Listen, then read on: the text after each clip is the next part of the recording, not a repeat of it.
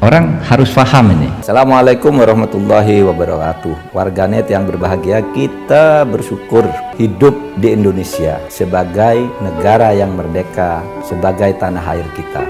Mari cintai tanah air kita ini agar kita bisa melaksanakan perintah Allah dengan sebaik-baiknya. Dengan tingkat kepuasan yang akan sampai 82,2%, banyak yang meyakini, analis politik satu suara mengatakan bahwa Jokowi adalah Kingmaker 2024. Survei Indometer, Jokowi tak ingin legasinya dirusak oleh sosok yang tidak dapat dipercayai. Hasil riset lembaga survei Indometer menunjukkan kepuasan publik terhadap kinerja pemerintahan Presiden Joko Widodo mencapai 81,4%, dengan 9,6% diantaranya menyatakan sangat puas. Di tengah tingginya tingkat kepuasan publik yang menembus 81,4%, Jokowi menjadi faktor penentu dalam Pilpres 2024. Tetap tingginya tingkat kepuasan publik, bahkan mencapai rekor tertinggi di atas 80%, merupakan fenomena yang baru terjadi pada masa Jokowi. Pada pemerintahan sebelumnya, ketika masa jabatan 2 periode akan berakhir, hanya separuh yang merasa puas. Berbeda dengan para pendahulunya, Jokowi tidak bersikap diam dan berpangku tangan dalam kontestasi untuk memilih pemimpin nasional berikutnya. Jokowi mendorong sejumlah tokoh untuk maju, baik sebagai calon presiden maupun calon wakil presiden. Jokowi tidak ingin legasi pembangunan yang telah diletakkannya dirusak oleh sosok yang tidak dapat dipercayainya, bahwa para bakal calon presiden maupun bakal calon wakil presiden yang ingin berlaga pun harus memperhitungkan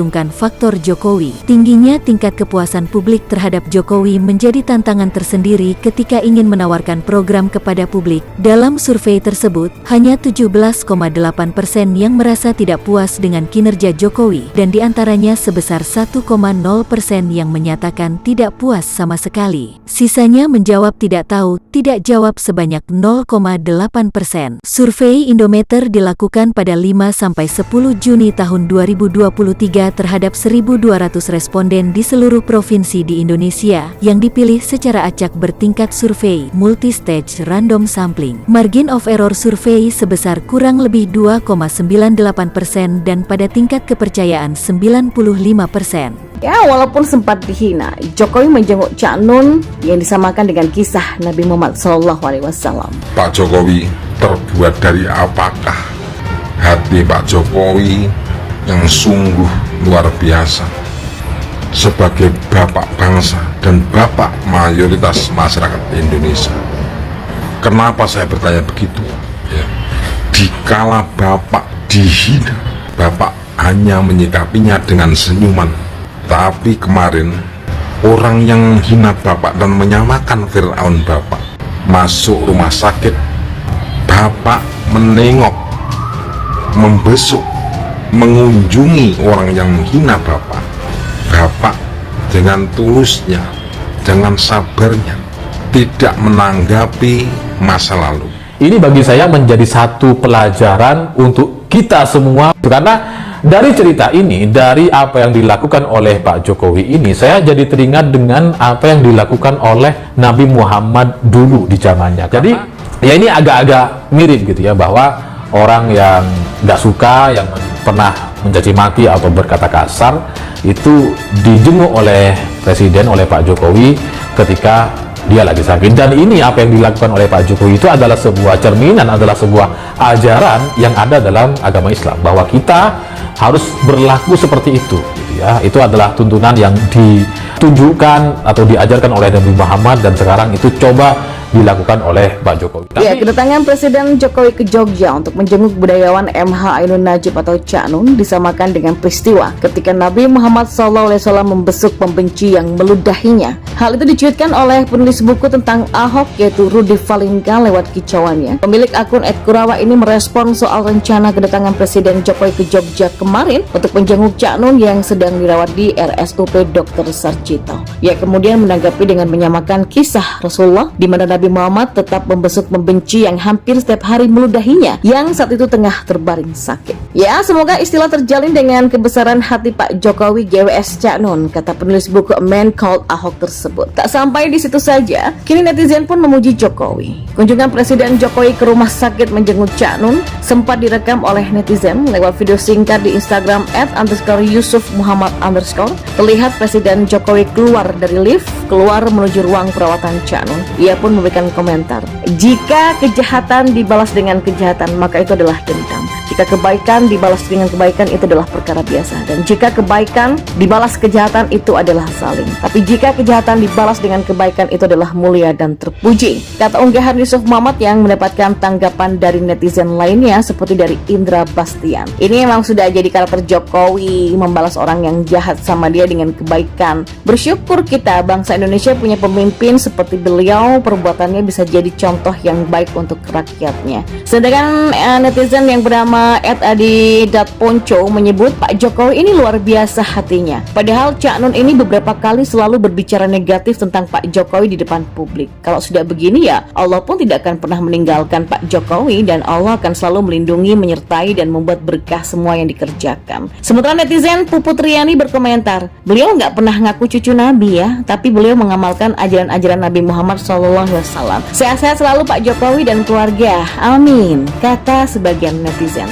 Ya, yang menjadi pertanyaan sekarang adalah bagaimana kronologis Cak Nun ini bisa dirujuk ke rumah sakit karena pendarahan otak? Nah, usut ternyata begini. Ya, cendekiawan muslim MH Ainun Najib mengalami pendarahan. Apa penyebab pendarahan otak? Lalu bagaimana mencegah dan mengatasi pendarahan otak? Ya, sebelum mengenal penyebab pendarahan otak, mari kita terlebih dulu untuk tahu apa itu pendarahan otak. Yang saya kutip dari website resmi Rumah Sakit Hermina, pendarahan otak adalah salah satu jenis penyakit stroke yang disebut dengan brain hemorrhage, di mana kondisi ini terjadi saat pembuluh arteri pada otak pecah. Pendarahan otak menyebabkan iritasi pada jaringan otak dan membuat bengkak atau yang disebut dengan cerebral edema, dan darah akan menggumpal dan menggenang. Gumpalan darah ini dapat menekan jaringan otak sehingga akhirnya mempengaruhi aliran darah di sekitar otak. Aliran darah yang tidak lancar membuat sel-sel di otak tidak mendapatkan oksigen sehingga sel-sel otak rusak dan mati. Pendarahan otak adalah keadaan darurat yang membutuhkan perawatan sesegera mungkin. Seperti beberapa kasus, pasien yang mengalami pendarahan otak berakhir dengan kelumpuhan permanen. Tapi hal ini tidak sedikit pasien yang berhasil pulih tanpa dengan adanya kelumpuhan. Sementara itu, website resmi Siloam Hospital menyatakan brain hemorrhage atau pendarahan otak adalah kondisi medis yang terjadi ketika pembuluh arteri dalam otak pecah dan menyebabkan masuknya darah ke dalam jaringan otak, dan kondisi ini perlu mendapatkan penanganan yang tepat karena berisiko menimbulkan komplikasi serius seperti gangguan fungsi kognitif sampai kelumpuhan. Ya, semoga apa yang terjadi pada Cak Nun tidaklah parah dan semoga beliau kembali sehat seperti sedia kala. Amin. Nah, Anda percaya nggak dengan istilah sabar nggak ada batasnya? Mungkin sebagian orang percaya dan sebagian lagi kurang percaya. Itu semua sih kembali lagi kepada tipe pribadi masing-masing. Saya contohkan lagi nih istilah sabar ada batasnya. Sepenggal kalimat yang sering saya dengar dari televisi. Ya, umumnya hal itu terucap dari bibir seorang yang habis kesabarannya. Benarkah ada level kesabaran dalam diri manusia? Lalu seberapa besarkah rasa sabar yang kita miliki? Jika sabar habis, apakah kita bisa membeli kesabaran itu lagi? Beragam pertanyaan mencuat memenuhi isi kepala. Saya belum bisa memberi jawaban pada teka-teki bulat ini. Dilema menyelimuti seluruh pikiran saya. Apakah ada orang yang gak pernah habis kesabarannya? Mungkin ada, tapi 1:1000 orang. Gak gampang menjadi orang sabar. Hanya orang-orang hebat yang punya takaran kesabaran di ambang batas, seperti Joko Widodo yang kerap mendapatkan perlakuan tidak mengenakan dari rivalnya. Kesabaran Presiden Indonesia ini nggak perlu dihiraukan lagi, tingkat dewa. Itulah kesabaran yang dimilikinya. Berulang kali dia dihujani link tajam dari berbagai pihak musuh. Lagi-lagi ya selalu tabah dengan apa yang mereka perbuat. Bahkan sang presiden tuh nggak pernah menggubris berita lawak yang menghina dirinya. Mas, ingat nggak Anda dengan sindiran Cak Nun kepada Jokowi? I'm happy, I call you to invest in my country. Kurang lebih seperti itulah ucapan Cak Nun untuk mengejek presiden kita. Entah itu ejekan atau bukan, yang jelas dari ekspresi mimik wajah Cak Nun yang sesekali menertawakan ucapannya itu seperti sedang mengolok-olok seseorang. Saya kira cuplikan video itu hanyalah candaan belaka. Kenyataannya tidak ya. Beberapa hari yang lalu Ayah No itu kembali mencibir Jokowi dengan jajarannya. Celaannya ini menyebut kalau negara ini dikuasai oleh Firaun yang namanya Jokowi, Korun yang adalah Antoni Salim, serta Haman ibarat Luhut. Banyolan yang nggak masuk akal. Kok bisa seorang intelektual muslim menyampaikan buah pikiran seliar itu? Ia orang berilmu, banyak sekali prestasi yang sudah diraihnya. Harusnya punya attitude dalam berbicara dan berperilaku. Kelakarnya itu membuat saya tergelitik sampai ketawa ngakak. Ternyata banyak ilmu tak menjadikan dirinya cerdas, tapi malah sebaliknya. Keonaran yang dibuatnya ini membuat masyarakat yang melihat dan mendengar geram. Statementnya itu memunculkan banyak kecaman dari netizen. Bukan hanya sentilan saja yang diucapkan netizen, tapi penggantian asmo yang dikenal dengan sebutan Cak Nun kini menjadi Cuk Nan. Cacian dari bahasa Jawa itu kini tersemat pada Cak Nun setelah dirinya menghina presiden. Ya, dan memang heran rasanya ketika rakyat berbondong-bondong menghujani kritikan pedas kepada Cak Nun. Tapi apapun yang sudah dilakukan Cak Nun selama ini kepada Presiden Jokowi, toh Presiden Jokowi tetap legowo dan tetap berhati besar dengan tetap mengunjungi Cak Nun yang saat ini sedang terbaring di rumah sakit. Ya, mudah-mudahan Cak Nun kembali sehat, dan mungkin dengan sakitnya Cak Nun, mungkin saja Cak Nun akan menjadi pribadi yang lebih baik lagi ke depannya. Karena sebab bagaimanapun Cak Nun sama dengan kita. Dia hanyalah seorang manusia biasa. Ya, kedatangan Presiden Jokowi ke Jogja untuk menjenguk budayawan MH Ainun Najib atau Cak Nun disamakan dengan peristiwa ketika Nabi Muhammad SAW membesuk pembenci yang meludahinya. Hal itu dicuitkan oleh penulis buku tentang Ahok yaitu Rudy Valinka lewat kicauannya. Pemilik akun @kurawa ini merespon soal rencana kedatangan Presiden Jokowi ke Jogja kemarin untuk menjenguk Cak Nun yang sedang dirawat di RSUP Dr. Sarjito. Ia kemudian menanggapi dengan menyamakan kisah Rasulullah di mana Nabi Muhammad tetap membesuk pembenci yang hampir setiap hari meludahinya yang saat itu tengah terbaring sakit. Ya, semoga istilah terjalin dengan kebesaran hati Pak Jokowi GWS Cak Nun, kata penulis buku A Man Called Ahok tersebut. Tak sampai di situ saja, kini netizen pun memuji Jokowi. Kunjungan Presiden Jokowi ke rumah sakit menjenguk Cak Nun sempat direkam oleh netizen lewat video singkat di Instagram @yusufmuhammad_.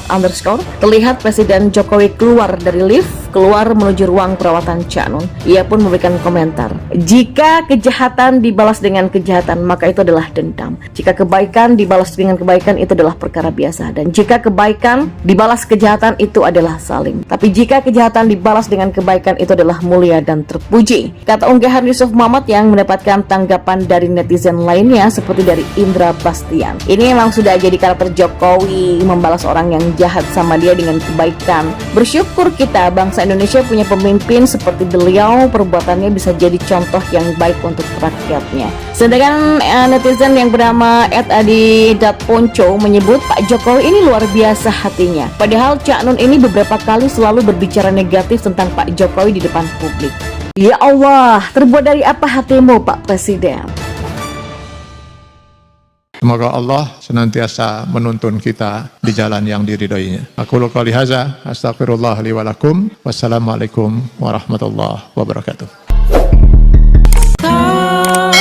Terima kasih.